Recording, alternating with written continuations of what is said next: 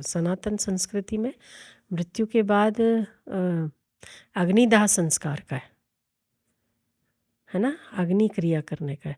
तो अग्नि सबको शुद्ध कर देती है और उसको आगे की यात्रा पर बेचारे जो लोग कब्र में सोते हैं, जिन लोगों का, पारसी लोगों का जैसे चील कौओं को डालते हैं, जैसे कुछ लोगों का कई किसी और तरीके से जो मृत्यु का संस्कार होता है, तो उनकी तो आत्माएं भटकती रही, क्योंकि वो आग में तो जली नहीं।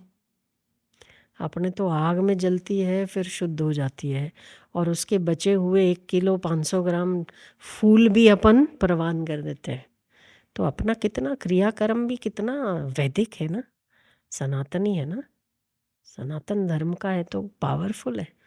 उसमें सोच समझ के वो अंतिम क्रिया भी, हर संस्कार यहाँ पर सोच समझ के है। और बेचारे पारसी लोगों को तो ऐसे ही खुले उसमें फॉरेस्ट में डाल देते हैं, उसको कुछ कहते भी हैं और टांग देते हैं उसको, हाँ, उसमें डाल देते हैं और फिर चील कौए पक्षी ऐसे नोच नोच के खा लेते हैं। तो उसकी क्या ही गति होएगी। जेवा जेवा होए एमना वासनाओं जेटला जेटला वर्ष जन्मों એટલું એટલું ભટક્યા કરે।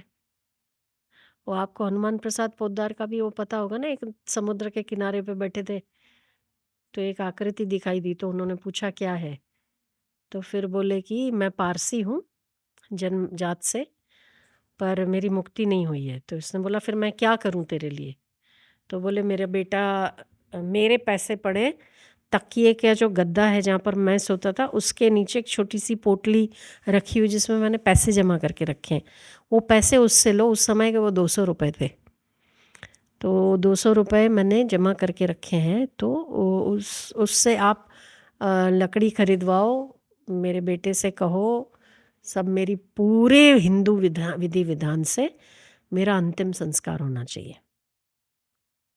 तो हनुमान प्रसाद पोद्दार ने करवाया, उसके बाद उनकी मुक्ति हुई। तो पारसी लोगों में ऐसा ही होता है, शव टांग देते हैं, उसको फिर नोच नोच के खा लेते हैं। तो ये हम कल चर्चा कर रहे थे, शायद शीतल थी, तो उसने पूछा फिर हमारे उसमें जो लोग जल समाधि लेते हैं तो उसको भी तो नोच के ही खाते हैं। तो बात ठीक है, वो भी मृत्यु तो वैसे ही हुई, पर उसमें भाव परिवर्तित हो जाता है। भाव क्या आता है, मैं अपने मैया की गोद में जा रहा हूँ, तो मेरी जन्म मरण से मुक्ति हो रही। भाव अधिक प्रधान है ना। लालजी महाराज थे, तो लालजी महाराज ने अपने उसमें लिखा था कि मेरा अंतिम संस्कार उससे नहीं होना चाहिए, क्योंकि मैं मैया के किनारे पे हूँ, मैया के किनारे पे मर रहा हूँ, तो मैया की ही गोद में जाना चाहता हूँ। तो आप मेरा अंतिम मतलब वो वैसा करना, हाँ, जल समाधि देना। तो वो कौन कर सकता है, समाधि की अवस्था किसकी, उसके भी नियम है। समाधि किसको होनी चाहिए, साधु की समाधि हो, जिसको कोई वासना बची नहीं है, आगे कोई जन्म नहीं है, तो उसको जल समाधि दो, या आप कब्र में डांटो, या उसको समाधि में लगाओ, क्या ही फर्क पड़ जाता है ना।